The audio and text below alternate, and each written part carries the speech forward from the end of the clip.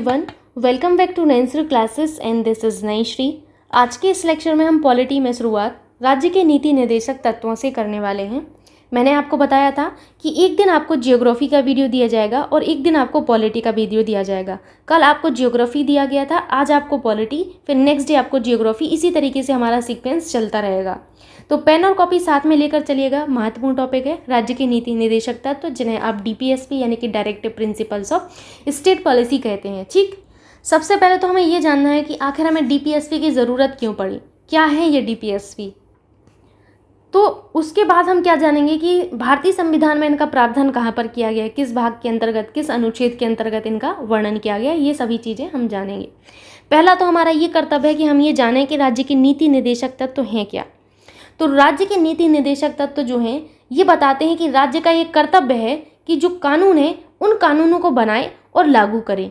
अब कौन से कानून हैं, वो इनका जिक्र अनुच्छेदों में किया गया है। अब राज्य चाहे ऐसा करे चाहे ना करे, ये राज्य के ऊपर डिपेंड है। उन्होंने कर्तव्य बताए कि राज्य का ये कर्तव्य है कि अगर स्त्री और पुरुष हमारे सेम पोस्ट पर हैं, चाहे वो कोई भी पोस्ट हो, अगर सेम पोस्ट पर दो व्यक्ति हैं तो उन दोनों को ही वेतन कैसा मिलना चाहिए, समान मिलना चाहिए। कोई भी व्यक्ति है तो राज्य का कर्तव्य है कि उसके लिए काम की न्याय संगत व्यवस्था की जाए। और साथ ही साथ जो वीमेंस हैं, इनकी प्रसूति सहायता, जो गर्भवती महिलाएं होती हैं, इनके लिए जो है सहायता का प्रावधान किया जाए। तो ये राज्य यानी कि राज्य सरकार, राज्य का मतलब क्या होता है, राज्य सरकार होता है। जहाँ कहीं भी पॉलिटी में राज्य मिले तो इसका मतलब होता है राज्य सरकार। तो राज्य सरकार के कुछ कर्तव्य यहाँ पर बताए गए हैं डीपीएसपी में कि राज्य सरकार को ऐसा करना चाहिए। अब राज्य सरकार करे चाहे ना करे, अब जैसे हमारा कर्तव्य क्या है कि हम अपने माता पिता की सेवा करें और हम अपनी स्टडी को अच्छे से करें और एक अच्छी नौकरी पाएं, यही है ना हमारा कर्तव्य। लेकिन क्या जरूरी है कि हम ये करें ही? बिल्कुल भी नहीं करते हैं। कुछ लोग नहीं करते, कुछ लोग करते हैं। तो यही होता है कि हमारे भी कुछ कर्तव्य बताए गए हैं, हमारे भी कुछ दायित्व हैं, लेकिन कुछ लोग उसको निभाते हैं और कुछ लोग उसको नहीं निभाते हैं। ऐसे ही सरकार के कुछ दायित्व बताए गए हैं। लेकिन स्टेट गवर्नमेंट के, जैसे आपकी उत्तर प्रदेश सरकार, अगर आप उत्तर प्रदेश से हैं तो आपकी उत्तर प्रदेश सरकार के दायित्व हैं। अगर आप मध्य प्रदेश से हैं तो मध्य प्रदेश की सरकार के ये दायित्व हैं कि उनको ये करना चाहिए। उनके कर्तव्य यहाँ पर बताए गए हैं राज्य के नीति निर्देशक तत्वों में। ठीक, अगर हम बात करें कि एक ऐसा अनुच्छेद जिसमें आपके जो डीपीएसपी हैं इनकी सारी चीज़ें बताई जाएं, तो ऐसा अनुच्छेद है आपका अनुच्छेद 37। अनुच्छेद 37 एक ऐसा अनुच्छेद है जो आपकी डीपीएसपी की पूरी नेचर को बता देता है। यहाँ पर पूरा का पूरा यहाँ इनकी जो प्रकृति है इसको डिस्क्राइब कर दिया जाता है अनुच्छेद 37 में। भारतीय संविधान के भाग 4, पहले चीज़ों को समझिएगा, नहीं तो जैसे आप पढ़ते आ रहे थे वैसे ही आप पढ़ते चले जाएंगे, कुछ भी पल्ले नहीं पड़ेगा। प्लीज़ रिक्वेस्ट है आप सभी से कि पहले चीज़ों को समझिए, उसके बाद नोट करिए। ठीक है, तो भाग 4 में अनुच्छेद 36 से लेके अनुच्छेद 51 तक राज्य के नीति निर्देशक तत्वों का उल्लेख किया गया है। कहाँ से? 36 से 51 तक, जिसमें आपका अनुच्छेद 37 जो है आपकी की पूरी प्रकृति ही बता देता है कि भाई डीपीएसपी की प्रकृति क्या है, नेचर क्या है। जैसे आपका नेचर क्या है तो वो आपकी कोई एक चीज़ बता देगी। जैसे आपके फेशियल एक्सप्रेशन, आपके बोलने की जो कहेंगे कि कैपेसिटी है, वो चीज़ें डिस्क्राइब कर देंगी। तो ऐसे ही आपका अनुच्छेद 37 है जो बता देता है कि आपके डीपीएसपी की प्रकृति क्या है। एक इम्पॉर्टेंट चीज़ जो आपके अनुच्छेद 37 में कही गई है, वैसे तो इसमें सारी चीज़ें महत्वपूर्ण ही कही गई हैं, लेकिन आपको ये जान लेना है, जैसे कि आपका कोई भी फंडामेंटल राइट अगर वायलेट होता है, लाइक मैं आपको समझाती हूँ। आप जिस स्थान पर रहते हैं वहाँ पर बहुत बड़ा कारखाना लगाया गया है, अचानक से ये कारखाना आया है, पहले ऐसा कुछ नहीं था। आप अपनी ज़िंदगी सुकून से जी रहे थे, आपको एक स्वच्छ वायु मिल रही थी, पेड़ पौधे थे, आपको बहुत अच्छा लग रहा था। लेकिन एक कारखाना आया और सब कुछ चौपट हो गया। इन्होंने इतनी बड़ी बड़ी चिमनियाँ लगाई कि यहाँ पर धुएं से जो वायु है वो प्रदूषित होने लगी। तो वहाँ का जितना भी एरिया होगा, जितने भी वहाँ पर लोग रहते होंगे, आप ही नहीं बहुत सारे लोग, तो वहाँ पर क्या होगा कि उनको स्वच्छ वायु नहीं मिलेगी, कहीं ना कहीं से उनको हेल्थ रिलेटेड इश्यूज हो जाएंगे। जबकि अनुच्छेद 21 में कहा गया है, अनुच्छेद 21 में कहा गया प्राण और दैहिक स्वतंत्रता आपको दी गई है कि आप अपने प्राणों की रक्षा करें। तो ये क्या है, प्राण और दैहिक स्वतंत्रता में आपको यही दिया गया है कि भाई अपने प्राणों की रक्षा आप कर सकते हैं। और यहाँ पर क्या हो रहा है कि आपका ये जो फंडामेंटल राइट है अनुच्छेद 21 में जो वर्णित है वो वायलेट हो रहा है, क्योंकि आपको स्वच्छ वायु नहीं मिल रही है। अब आप मान के चलिए कि कोई जो आपको पानी मिल रहा है, जो आपको पानी आता है, उसमें अगर कुछ भी प्रॉब्लम है तो आपको स्वच्छ पानी नहीं मिल रहा है, तो इससे भी आपका जो आपका फंडामेंटल राइट है ये भी वायलेट हो रहा है, क्योंकि प्राण एवं दैहिक स्वतंत्रता भारतीय संविधान में दी गई है। अगर आपका कोई सा भी फंडामेंटल राइट वायलेट होता है, आपको स्वतंत्र रूप से कोई जीने नहीं देता है, कोई टॉर्चर करता है, कुछ भी करता है, तो क्या है ये आपके फंडामेंटल राइट का वायलेशन है। आप स्वतंत्र रूप से अगर कहीं आ जा नहीं सकते, ये क्या है, आपके फंडामेंटल राइट का वायलेशन है, क्योंकि ये आपका फंडामेंटल राइट दिया गया है कि भाई आप कोई सा भी व्यापार कर सकते हैं, लेकिन इस चीज़ को ध्यान में रखकर कि उस व्यापार से किसी और को हानि नहीं होनी चाहिए। व्यापार तो इन्होंने भी किया, कुछ ना कुछ ये तो बिजनेस कर ही रहे हैं ना, यहाँ पर इन्होंने कारखाना लगाया, लेकिन इससे क्या हो रहा है, इतने सारे लोगों का जो है यहाँ पर जीवन जो है हानि में, संकट में पड़ गया। मैं ये कहूँगी कि इनका जीवन संकट में पड़ गया। तो अगर आप कारखाना, संविधान ने तो ये आपको दे दिया भाई कि ये फंडामेंटल राइट है आपका कि आप कोई सा भी बिजनेस कर सकते हैं, लेकिन आपने बिजनेस कैसा शुरू किया जिससे इतने सारे लोगों को प्रॉब्लम हो रही है, इतने सारे लोगों को प्रॉब्लम हो रही है। तो ये आपके संविधान में नहीं कहा गया है। संविधान में ये कहा गया है कि भाई दूसरे की स्वतंत्रता, दूसरे पर कोई प्रभाव नहीं पड़ना चाहिए, आप कुछ भी करो। अब आप कहेंगे कि आपको तो स्वतंत्रता दी गई कुछ भी करने की, आप घर में बैठ के अपने रूम में बैठ के बम बनाने लगो, और आपको, हमें तो स्वतंत्रता दी है, हमारे संविधान ने हमें फंडामेंटल राइट दिया है कि हम कुछ भी कर सकते हैं, हम कोई सा भी व्यापार कर सकते हैं। पर आप बताइए कि ये जो बम बनाना ये अच्छी बात है? तो आप कहेंगे कि बिल्कुल भी नहीं मैम, इससे कितने लोगों को हानि होती है, हमें संसाधनों की हानि होती है, हमें, हमारे जो लोग हैं वो भी मारे जाते हैं, तो ये भी काम नहीं है। हमारे संविधान में साफ साफ स्पष्ट रूप से वर्णन किया गया है कि आप कोई सा भी काम कर सकते हैं, बट दूसरे व्यक्ति को हानि नहीं होना चाहिए। तो मैं यहाँ पर इतनी जो चर्चा आपको समझा रही हूँ वो इसीलिए कि अगर आपका FR यानी कि फंडामेंटल राइट यानी कि मौलिक अधिकार का हनन होता है, जो मैं आपको पढ़ा चुकी हूँ, एक भी मौलिक अधिकार अगर आपका हनन होता है, आप कोर्ट जा सकते हैं, आप न्यायालय जाकर अपील कर सकते हैं, और आपकी ज्यूडिशरी आपके फंडामेंटल राइट का वायलेशन होने पर बहुत ज़्यादा एक्टिव हो जाती है। अगर आपको विश्वास ना हो तो आप कभी करके देखिएगा, ठीक है। तो फंडामेंटल राइट अगर आपका वायलेट होता है तो आप न्यायालय जा सकते हैं। कहाँ जा सकते हैं? न्यायालय जा सकते हैं, ठीक। लेकिन अगर जो DPS में प्रावधान किया गया है कि राज्य का भाई ये कर्तव्य है कि राज्य जो है हमें काम की न्यायोचित दशाएं प्रदान करे, यानी कि हमें ऐसा एनवायरनमेंट दे, हमें रोजगार दे, और हमें जो है अगर कोई प्रेग्नेंट लेडी है तो उसको भी सुविधाएं मिलनी चाहिए। अगर हमें ये चीज़ें नहीं मिलती हैं तो हम न्यायालय में जाके अपील नहीं कर सकते हैं। हम ये नहीं कह सकते हमें राज्य सरकार ने हमें वो नहीं दिया, रोजगार नहीं दिया, जबकि DPS में कहा गया है कि राज्य का एक कर्तव्य है कि रोजगार पैदा करना, रोजगार का सृजन करना। लेकिन यहाँ पर आपको रोजगार नहीं मिल रहा तो आप जो है यहाँ पर नहीं जा सकते हैं, कोर्ट नहीं जा सकते, आप न्यायालय नहीं जा सकते हैं कि सर, अब जस्टिस जी से ये नहीं कह सकते हैं कि माय लॉर्ड मेरा ये वाला जो क्या कहते हैं कि हमारे जो राइट हमें दिए गए हैं इनका हनन हो रहा है, बिल्कुल भी नहीं कह सकते हैं। यानी कि जो आपको राज्य के नीति निर्देशक तत्वों में प्रावधान किए गए हैं, जो भी उपबंध किए गए हैं, इनके लिए आप न्यायालय नहीं जा सकते, ये न्यायालय के द्वारा लागू नहीं होते हैं, ठीक है। ये राज्य के कर्तव्य हैं, अब राज्य माने चाहे ना माने। जैसे हमारे कर्तव्य क्या होते हैं मैंने अभी आपको समझाया, अब हम माने चाहे उस कर्तव्य को चाहे ना माने, ये तो हमारे ऊपर डिपेंड करता है ना। हम हो सकता है अपने माता पिता की सेवा करते हैं, अपने माता पिता की बात मानते हो, और हो सकता है कि हम अपने माता पिता की बिल्कुल भी बात ना मानते हो। तो कर्तव्य तो हमारा शुरुआत से यही आया है ना कि हम अपने माता पिता की बात माने, उनको समझाएं। कोई ऐसा टॉपिक होता है जहाँ पर हम लोग का नहीं बात बनती है तो हम उनसे बात करें, लेकिन ऐसा नहीं होता है। तो ये हमारे कर्तव्य है, लेकिन हम नहीं करते हैं ऐसा। तो ऐसे ही राज्य सरकार के कुछ कर्तव्य दिए गए हैं जो राज्य सरकार माने चाहे ना माने। अब आप समझ गए कि राज्य के नीति निर्देशक तत्वों में आखिर क्या है ऐसा, ओके। अब आप एक एक अनुच्छेद पढ़ेंगे कि क्या क्या इनको जो है नीति निर्देशक तत्वों के अंतर्गत राज्य के क्या क्या कर्तव्य दिए गए हैं। पूछे जाते हैं आपसे कि अनुच्छेद 39 में क्या है, अनुच्छेद 41 में क्या है, अनुच्छेद 43 में क्या है। तो ये महत्वपूर्ण है, आइए देखते हैं। सबसे पहले आपको ये देखना होता है कि भारतीय संविधान के भाग 4 और अनुच्छेद 36 से 51 के तहत राज्य के नीति निर्देशक तत्वों का प्रावधान किया गया है। हमने आयरलैंड के संविधान से ही लिए हुए हैं नीति निर्देशक तत्व, यानी कि कहाँ के संविधान से प्रेरित हैं DPSP, आयरलैंड से। अब हम बात करते हैं अनुच्छेद 39 का के बारे में। तो अनुच्छेद 39 का कहता है कि सामान्य न्याय तथा निःशुल्क विधिक सहायता का प्रावधान इसी 42वें संविधान संशोधन द्वारा जोड़ा गया है। तो आपको ये चीज़ याद रखना है। अनुच्छेद 39 में आपको बता चुकी हूँ, जो महत्वपूर्ण अनुच्छेद है उनमें मैंने बताया हुआ है कि अगर कोई स्त्री और पुरुष एक ही पोस्ट पर हैं, जैसे मान के चलिए कि मैं प्राथमिक टीचर हूँ और मेरी ही समान एक और लड़की है, वो भी प्राथमिक जो है विद्यालय में क्या है, एक PRT है, और मैं भी PRT हूँ, ये भी PRT है और ये भी PRT है। तो इन दोनों को समान वेतन मिलेगा अगर सेम पद पर हैं। तो ऐसा नहीं है कि यहाँ पर अगर कोई मेल आ गया और यहाँ पर मैं फीमेल हूँ तो यहाँ पर अलग अलग वेतन मिले। समान पोस्ट पर होने पर आपको समान वेतन भी दिया जाएगा, ठीक है। यानी कि समान कार्य के लिए समान वेतन। ये क्या कहा जाता है? स्त्री और पुरुष को समान कार्य के लिए समान वेतन। ये आपका अनुच्छेद 39 कहता है, समान कार्य के लिए समान वेतन। ये क्या कहता है? अनुच्छेद 39। फिर से सुन लीजिए, बहुत महत्वपूर्ण अनुच्छेद है, इसीलिए मैं बता रही हूँ। अनुच्छेद 39, मैं 39 का के बारे में बात नहीं करी, मैं अनुच्छेद 39 की बात कर रही हूँ प्यारे बच्चों।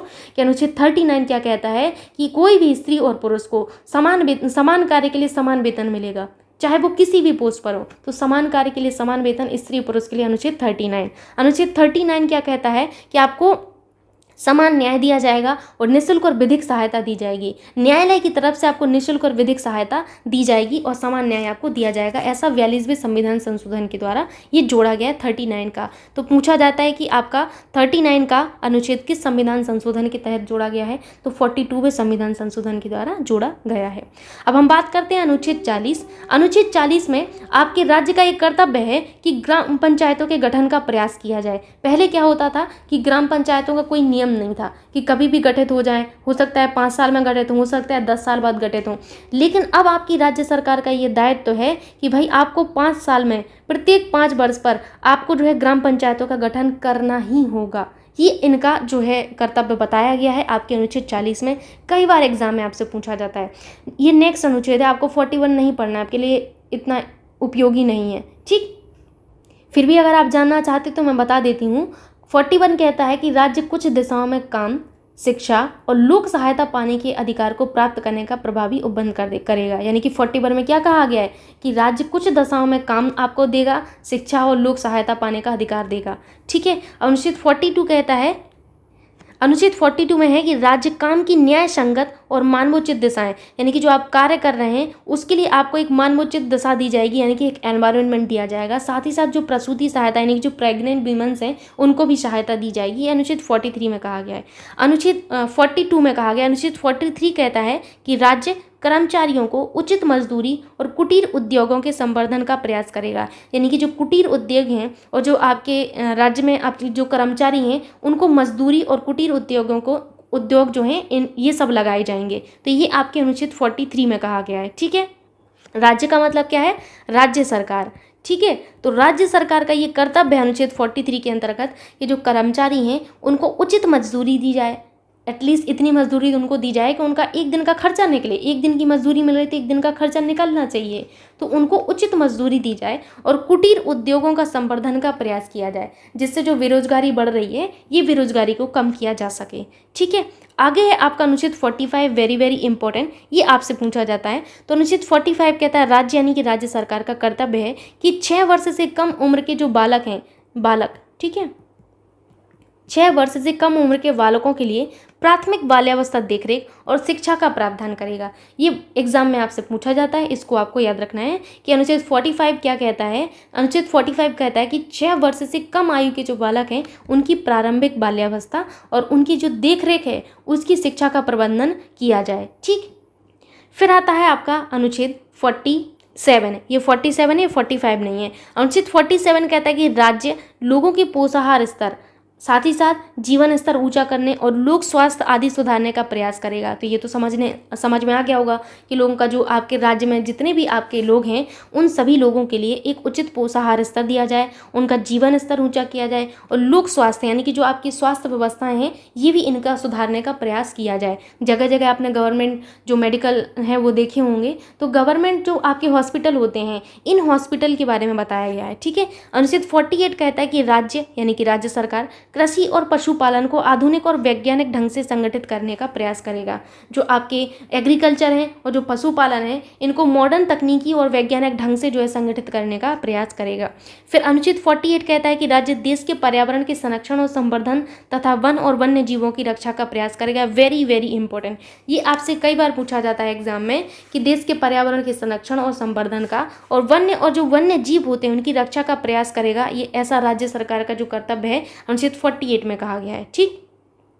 आगे आप देखेंगे अनुच्छेद 49। अनुच्छेद 49 कहता है कि राज्य राष्ट्रीय महत्व के स्थानों और वस्तुओं को संरक्षण प्रदान करेगा। तो ये राज्य का मतलब है फिर से वही आपकी राज्य सरकार। तो राज्य सरकार क्या करेंगी, आपके जो राष्ट्रीय महत्व के स्मारक हैं और जो स्थान हैं और जो वस्तुएं हैं इनको संरक्षण प्रदान करेगा। आप देखेंगे कि आपके आसपास ही कोई ना कोई आपका राष्ट्रीय स्मारक होगा जिसका आपके प्राचीन काल से महत्व आया होगा। तो उस प्राचीन स्मारक को यहाँ पर ये संरक्षण प्रदान करेंगे और वहाँ पर जो चीज़ें हैं जैसे म्यूजियम वगैरह हुआ, म्यूजियम में आपकी वस्तुएं रखी जाती हैं। तो जैसे झांसी का किला है तो वहाँ पर म्यूजियम है, तो उस म्यूजियम में जितनी भी वस्तुएं हैं और जो आपका आसपास का जो एरिया है जहाँ पर आपकी जो महत्वपूर्ण स्मारक हैं उन स्थानों को संरक्षण कौन प्रोवाइड करेगा, ये आपकी राज्य सरकार करेगी, ना कि केंद्र सरकार। तो ये राज्य सरकार के दायित्व बताए गए हैं। अनुच्छेद 50 के अंतर्गत कहा गया है कि राज्य लोक सेवा में न्यायपालिका को कार्यपालिका से अलग करने के लिए राज्य प्रयास करेगा। जो न्यायपालिका के कार्य हैं उनसे कार्यपालिका के जो कार्य हैं वो बिल्कुल अलग रहेंगे। हमारी जो न्यायपालिका है, न्यायपालिका को कार्यपालिका के कार्यों में कोई भी दखल अंदाजी करने का मतलब कार्यपालिका को न्यायपालिका के और न्यायपालिका को कार्यपालिका के कार्य में जो है बिल्कुल भी दखल अंदाजी नहीं करना है।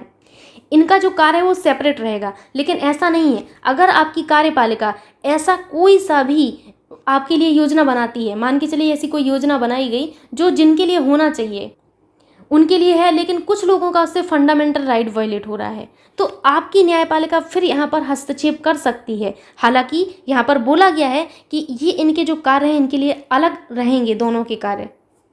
ठीक, तो ये चीज़ आपको समझ में आ गई होगी कि यहाँ पर आपके कार्य तो अलग रहेंगे, लेकिन अगर कार्यपालिका आपका कोई सा भी ऐसा जो है नियम बनाती है जिससे फंडामेंटल राइट वायलेट हो रहे हों, तब आपकी न्यायपालिका दखल अंदाजी दे सकती है। ठीक, अगला है हमारा अनुच्छेद 51, जिसमें कहा गया है कि राज्य अंतर्राष्ट्रीय शांति और सुरक्षा की अभिवृद्धि का प्रयास करेगा। तो ये आपके अनुच्छेद 51 में कहा गया है कि अंतर्राष्ट्रीय शांति और सुरक्षा, अंतर्राष्ट्रीय शांति और सुरक्षा की बात किस अनुच्छेद में की गई है, अनुच्छेद 51 में। तो ये रहे आपके DPSP, आपको यहीं तक पढ़ना था DPSP में, जो कि आपके लिए महत्वपूर्ण है। जो जो चीज़ें महत्वपूर्ण हैं वो सारी चीज़ें मैंने आपको बता दी हैं कि कौन से अनुच्छेद आपके महत्वपूर्ण हैं। चलते हैं नेक्स्ट टॉपिक पर। टॉपिक है हमारा मूल कर्तव्य यानी कि फंडामेंटल ड्यूटीज़ FD। जैसे अभी आपने पढ़ा थोड़ी देर पहले राज्य सरकार के कर्तव्य क्या क्या हैं, तो आपने सारे कर्तव्य उनके देख लिए कि उनके कर्तव्य क्या थे राज्य सरकार के। अब ये राज्य सरकार पर डिपेंड है कि वो करते हैं कि नहीं करते हैं। अब आपने राज्य सरकार के कर्तव्य तो पढ़ लिए, तो आपके भी देश के प्रति कुछ ना कुछ कर्तव्य बनते हैं, वही हैं आपके फंडामेंटल ड्यूटीज़। अगर हम बात करें फंडामेंटल ड्यूटीज़ से किस तरीके का क्वेश्चन आपकी परीक्षा में बनता है, तो पहला क्वेश्चन तो यही बनता है कि फंडामेंटल ड्यूटीज़ का जिक्र किस भाग में किया गया है। तो यहाँ पर मैं आपको एक बार बता देती हूँ कि भाग 1 में आपने क्या पढ़ा। भाग 1 में पढ़ा है संघ और उसका राज्य क्षेत्र। क्या पढ़ा है? संघ और उसका राज्य क्षेत्र। ठीक है, राज्य क्षेत्र। फिर आते हैं हम भाग 2 पर। तो भाग 2 में हमने क्या पढ़ा? नागरिकता। ठीक है, नागरिकता। भाग 3 में आपने क्या पढ़ा था? मौलिक अधिकार पढ़े थे, यानी कि फंडामेंटल राइट पढ़े थे। फिर आपने भाग 4 में अभी अभी आपने DPSP पढ़ा है। क्या पढ़ा है? DPSP पढ़ा है। भाग 4 का जो है इसमें आपके मूल कर्तव्य यानी कि फंडामेंटल ड्यूटीज़ के बारे में आपको बताया गया है। किसके बारे में? फंडामेंटल ड्यूटीज़ के बारे में। ठीक, तो ये हुआ आपका कि भाग 1 में आपने क्या पढ़ा है अब तक। भाग 1 में पढ़ा है संघ और उसका राज्य क्षेत्र, भाग 2 में नागरिकता, भाग 3 में फंडामेंटल राइट, भाग 4 में DPSP, भाग 4 का में आपने मूल कर्तव्य पढ़े हैं। तो ये तो आपका हो गया किस भाग में वर्णन है, ये पूछा जाता है। अब आपसे ये पूछा जाता है कि आपके जो फंडामेंटल ड्यूटीज़ हैं ये किस अनुच्छेद के अंतर्गत आपका इनका वर्णन किया गया है। तो बहुत ही इंपॉर्टेंट है, अनुच्छेद 51 का के अंतर्गत आपको किसका वर्णन किया गया है? अनुच्छेद 51 का के तहत हमारे मौलिक कर्तव्यों का वर्णन किया गया है। किसका? मौलिक कर्तव्यों का वर्णन किया गया है। ठीक, जैसे आपने 12 से 35 में क्या पढ़ा? 12 से 35 में आपने पढ़ा है मूल अधिकार यानी कि फंडामेंटल राइट पढ़े हैं, याद करो। फिर उसके बाद आपने DPSP पढ़े हैं। DPSP कहाँ से? अनुच्छेद 36 से लेके अनुच्छेद 36 से 51 तक। तो अब 51 के आगे हम यहाँ पढ़ रहे हैं 51 का। समझ गए आप लोग? समझ आ गया होगा अब आप लोगों को कि हमारी जो फंडामेंटल ड्यूटीज़ हैं FD जो हैं इनका वर्णन 51 का में किया गया है। कहाँ पर? 51 का में किया गया है। ठीक, इनकी संख्या कितनी है? संख्या आपको ज़रूर से याद रखनी है। अगर हम वर्तमान में बात करें तो इनका वर्णन 51 का के अंतर्गत किया गया है और इनकी संख्या 11 है। कितनी है? 11 है। तो याद रखना है आप लोगों को। जबकि हमारा जो मूल संविधान था, मूल संविधान में हमारे फंडामेंटल ड्यूटीज़ की संख्या 10 थी। कितनी थी? 10 थी मूल संविधान में। पहले समझना है फिर नोट करना है। ये हमारी वर्तमान स्थिति है। वर्तमान में हमारी कितनी फंडामेंटल ड्यूटीज़ हैं? वर्तमान में 11 हैं और हमारी जो मूल संविधान था उसमें हमारी फंडामेंटल ड्यूटीज़ की संख्या 10 थी। यानी कि एक मूल कर्तव्य आपका जोड़ा गया होगा। ये तो आपको समझ आ रहा होगा कि एक मूल कर्तव्य हमारा जोड़ा गया है, क्योंकि पहले 10 थे अब 11 हैं, तो एक जोड़ा गया है बाद में। कौन सा जोड़ा गया है? तो 11वां आपका जो मूल कर्तव्य है ये आपका जोड़ा गया है। तो 11वां मूल कर्तव्य जो है 86वें संविधान संशोधन से आपका जोड़ा गया है। ये चीज़ मैं आपको बहुत अच्छे से समझा चुकी हूँ कि जब कोई चीज़ हमारे संविधान में बाद में जोड़ी जाती है तो हमें संविधान में संशोधन करना पड़ता है। तो ये जो आपकी फंडामेंटल ड्यूटीज़ हैं इनको बाद में जोड़ा गया है। कब जोड़ा गया है? इनको बाद में जोड़ा गया है। ये आपके सरदार स्वर्ण सिंह समिति के आधार पर 42वें संविधान संशोधन से 1976 में जोड़े गए हैं। अभी आप पढ़ेंगे सारी चीज़ें। किस समिति के आधार पर? सरदार स्वर्ण सिंह समिति की संस्तुति के आधार पर 42वें संविधान संशोधन के द्वारा इनको जोड़ा गया था। कब? 42वें संविधान संशोधन में 1976 में इनको जोड़ा गया है मूल कर्तव्यों को। ये तो हमने बात की मूल कर्तव्यों की, लेकिन जो 11वां मूल कर्तव्य है वो 86वें संविधान संशोधन के द्वारा 2002 में जोड़ा गया। अगर अभी भी आपको समझ में नहीं आ रहा है तो 1 मिनट दीजिए, मैं अभी आपको समझा देती हूँ। अगर मैं बात करूँ मूल कर्तव्य की, तो ये जो मूल कर्तव्य हैं आपकी, जिन्हें आप फंडामेंटल ड्यूटीज़ कर रहे हैं, प्यारे बच्चों, ये फंडामेंटल ड्यूटीज़ आपके संविधान में नहीं थे, ये संविधान में बाद में जोड़े गए हैं।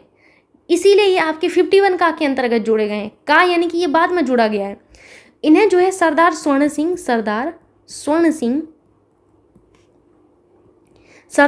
सिंह समिति के आधार पर इन्हें 42वें संविधान संशोधन में जोड़ा गया था। किसमें? 42वें संविधान संशोधन द्वारा इनको 1976 में जोड़ा गया। ठीक, तो ये आपको याद रखना है। अब मैंने आपसे बात कही कि आपके मूल कर्तव्यों की संख्या जो है हमारी, जो मूल हमारा संविधान था उसमें तो 10 थी, लेकिन वर्तमान में 11 है। यानी कि एक आपका मूल कर्तव्य है जोड़ा गया है। तो कौन सा जोड़ा गया होगा? पहला, दूसरा, तीसरा? तो आप कहेंगे कि मैम 10 हमारे पहले थे और 11 अब हैं, तो 11वां जोड़ा गया होगा। जनरल सी बात है, 11वां जोड़ा गया होगा। जैसे आपकी फैमिली है, फैमिली में 10 लोग हैं, एक नया बच्चा पैदा हुआ तो ये 12वां बना ना, तो ये लास्ट वाला बनेगा कि नहीं? तो आप कहेंगे बिल्कुल बिल्कुल बना हमारा लास्ट वाला। तो यही तो हुआ ना कि यहाँ पर जो 11वां संविधान 11वां आपका जो मूल कर्तव्य फंडामेंटल ड्यूटी है, ये आपके 86वें संविधान संशोधन से जोड़ी गई है 2002 में। तो अब आप समझ गए होंगे कि अगर मूल कर्तव्यों की बात की जाए तो ये तो हमारे सरदार स्वर्ण सिंह समिति के आधार पर जोड़े गए 42वें संविधान संशोधन से, लेकिन हमारा 11वां जो मूल कर्तव्य है ये 86वें संविधान संशोधन से जोड़ा गया है। यही महत्वपूर्ण है। इतनी चीज़ें आपको समझनी थी। अब आपकी कुछ जो फंडामेंटल ड्यूटीज़ हैं वो आपको पढ़ना है कि 51 का के अंतर्गत कौन कौन सी फंडामेंटल ड्यूटीज़ दी गई हैं। तो का में आपसे कहा गया है कि जो आपका संविधान है, संविधान को आपको पालन करना चाहिए। आपके प्रत्येक नागरिक का कर्तव्य है। भारत की सीमा के अंतर्गत जितने भी लोग रह रहे हैं इन सभी के ये कर्तव्य है कि संविधान का पालन करें, उनके आदर्शों, संस्थाओं और राष्ट्रीय ध्वज और राष्ट्रगान का आदर करें। खा में हमसे कहा गया है कि स्वतंत्रता के लिए हमारे राष्ट्रीय आंदोलन जो हैं, उन राष्ट्रीय आंदोलन से प्रेरित करने वाले जो उच्च आदर्श हैं इनको हृदय में संजोए। हमारे जो क्रांतिकारी लोग थे, इनके द्वारा आंदोलन किए गए हमें स्वतंत्र करवाने के लिए, तो उन आदर्शों को अपने हृदय में संजोए। ये नहीं कि उनके प्रति हमारे अंदर नफरत हो, तो हम उन आदर्शों को संजोए कि किस तरीके से हमें स्वतंत्रता मिली है। ठीक, तो हमारे जो राष्ट्रीय आंदोलन हुए हैं उन सभी से प्रेरित हों और उनके उच्च आदर्शों को हृदय में संजोए रखें। तो ये खा हो गया। गा में कहा गया है 51 गा में इस तरीके से जोड़े गए हैं ये। ठीक है, गा में कहा गया है 51 का गा, इसमें कहा गया है कि भारत की प्रभुता, एकता और अखंडता की रक्षा करे। फिर हमें घा में कहा गया है कि देश की रक्षा का आह्वान किए जाने पर राष्ट्र की सेवा करें। हमारा ये कर्तव्य है कि हम जब हमारे देश की रक्षा करें और जब हमें ज़रूरत हो आह्वान किए जाने पर राष्ट्र की सेवा करें। ठीक, फ्रीडा में क्या कहा गया हमसे? इसमें कहा गया है कि भारत के सभी लोगों में समरसता और समान भ्रातृत्व की भावना का निर्माण करें, चाहे वो किसी भी धर्म से हो, किसी भी संप्रदाय से हो। भेदभाव से आपको परे रहना है और आपको जो है सभी के प्रति समान भाव रखना है। ठीक, फिर चा में हमसे कहा गया है कि हमारी जो सामाजिक संस्कृति है इसकी गौरवशाली परंपरा का सम्मान करें और उसके महत्व को समझें। छा में हमसे कहा गया है कि प्राकृतिक पर्यावरण जो है इसके अंतर्गत क्या क्या आता है। जैसे प्राकृतिक पर्यावरण में आपके वन आते हैं, झील आती हैं। क्या क्या आते हैं? वन आते हैं, झील आते हैं, नदी आती हैं और वन्य जीव आते हैं। इतने लोग आपके सभी के सभी किस में आते हैं, आपके प्राकृतिक पर्यावरण में आते हैं। तो इन सभी की रक्षा करें, ये आपका क्या है, कर्तव्य है। अब आपके ऊपर है कि आप जीवों की रक्षा करते हैं कि नहीं करते हैं, वनों की रक्षा करते हैं कि वनों को काटते हैं, ये आपका कर्तव्य है। आगे आपको खुद डिसाइड करना है। फिर जा में आपसे क्या कहा गया है, जा में हमसे कहा गया है कि वैज्ञानिक दृष्टिकोण, मानववाद और आपकी ज्ञानार्जन तथा सुधार की भावना का विकास करें, यानी कि जो आपके वैज्ञानिक दृष्टिकोण है इन सब की भावना का विकास करें। फिर नेक्स्ट है आपसे कि सार्वजनिक संपत्ति को सुरक्षित कर रखें, जो आपकी सार्वजनिक संपत्ति है उसको सुरक्षित रखा जाए आप सभी के द्वारा, और हिंसा जो है, हिंसा से आप लोग दूर रहें, ये आपका कर्तव्य है। ठीक, तो हिंसा से दूर रहना है आपको।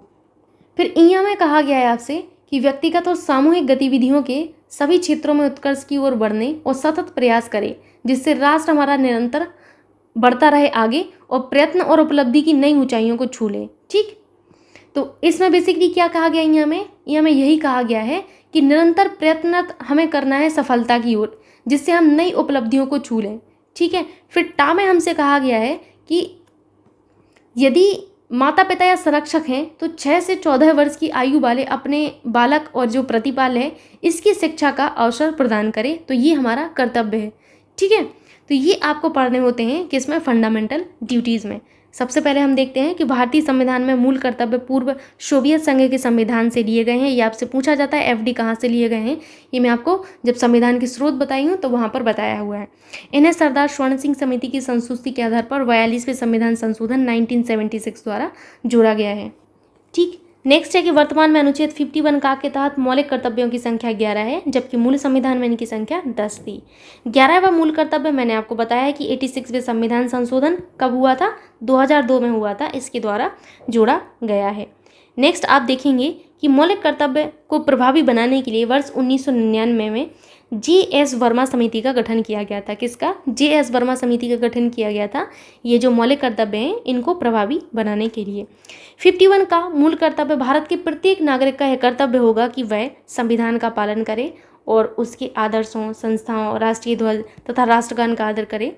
स्वतंत्रता के लिए हमारे राष्ट्रीय आंदोलन से प्रेरित हो और उनके उच्च आदर्शों को हृदय में संजोए रखे और उनका क्या करे, पालन करे। ठीक है। गा में हमसे कहा गया है भारत की प्रभुता, एकता एवं अखंडता की रक्षा करे और उसे अक्षुण्ण रखे।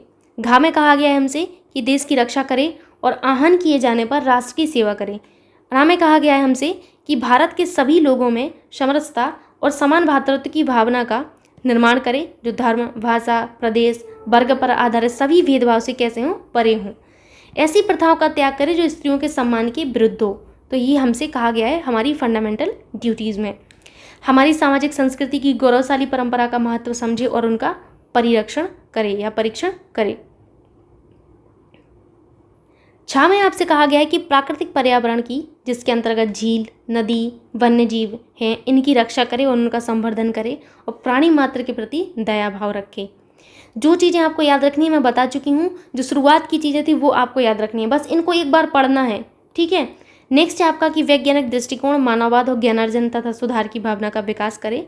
सामाजिक संपत्ति, जो आपकी सार्वजनिक या सामाजिक संपत्ति है उसको सुरक्षित रखे और हिंसा से दूर रहे। ठीक, फिर ये आपका इया है। इया में कहा गया कि व्यक्तिगत और सामूहिक गतिविधियों के सभी क्षेत्रों में उत्कर्ष की ओर बढ़ने का प्रयास करें, जिससे राष्ट्र निरंतर बढ़ता रहे और बढ़ते हुए प्रयत्न और उपलब्धियों की नई ऊंचाइयों को छू ले। फिर टा में हमसे क्या कहा गया है, इसको भी आप एक बार देख लीजिए। टा में हमसे कहा गया है कि यदि माता पिता या संरक्षक हैं तो 6 से 14 वर्ष तक की आयु वाले अपने यथास्थिति बालक या प्रतिपाल्य की शिक्षा के लिए अवसर प्रदान करें। तो ये हुआ आपके मूल कर्तव्य के बारे में, जो आपको समझ में आ गया होगा ऐसा मैं उम्मीद करती हूँ। सिंपल थे, जो आपको याद करना है एक बार और मैं बता देती हूँ कि इनको संविधान किस संविधान से लिया गया है, कहाँ के संविधान से लिया गया है, तो आपने याद रख लिया पूर्व सोवियत संघ संविधान से ये प्रेरित हैं। इनको कहाँ से लिया गया ये आपने याद रख लिया, सरदार स्वर्ण सिंह समिति के आधार पर इनको जोड़ा गया है 42वें संविधान संशोधन 1976 द्वारा। और अगर हम देखें तो 51 का में इनका वर्णन है, इनकी संख्या 11 है। इनकी मूल संख्या जो आपकी जो मूल संविधान था उसमें संख्या 10 थी, लेकिन अब 11 है। 11वां आपका जो मूल कर्तव्य है वो 86वें संविधान संशोधन 2002 द्वारा जोड़ा गया है और मौलिक कर्तव्य को प्रभावी बनाने के लिए जे.एस. वर्मा समिति का गठन किया गया था। इतना ही आपका महत्वपूर्ण है। उसके बाद की जितनी भी चीज़ें मैंने आपको क ख ग में बताई हैं, ये बस आपको एक बार रीड करना है, उसके बाद आपको कुछ नहीं करना है। ठीक, जस्ट रीड करिए उसको। तो ये रहा आपके मूल कर्तव्य, और आज का वीडियो मैं यहीं तक रखती हूँ। नेक्स्ट डे आपको यहाँ पर ज्योग्राफी का वीडियो दिया जाएगा, उसके आगे फिर हम राष्ट्रपति, उपराष्ट्रपति, केंद्रीय मंत्रिमंडल वगैरह को देखेंगे नेक्स्ट वीडियो में। सो आशा करती हूँ कि आपको वीडियो अच्छा लगा होगा। प्लीज़ वीडियो को लाइक कर दीजिएगा, शेयर कर दीजिएगा। Thank you so much.